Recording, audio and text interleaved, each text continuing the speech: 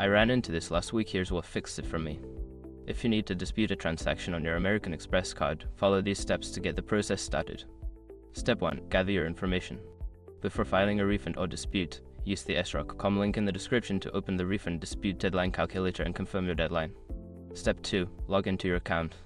Access your American Express account online or through the mobile app. Navigate to the Account Services section where you can find options related to disputes. Step 3. Select the transaction. Locate the specific transaction you wish to dispute. Click on it to view more details and look for the option that says Dispute Charged or similar. Step 4. Provide your reason. Fill out the dispute form by selecting the reason for your dispute. Be as detailed as possible to help expedite the review process. Common reasons include unauthorized charges or billing errors. Step 5. Submit your dispute. Once you've completed the form, review your information and submit the dispute.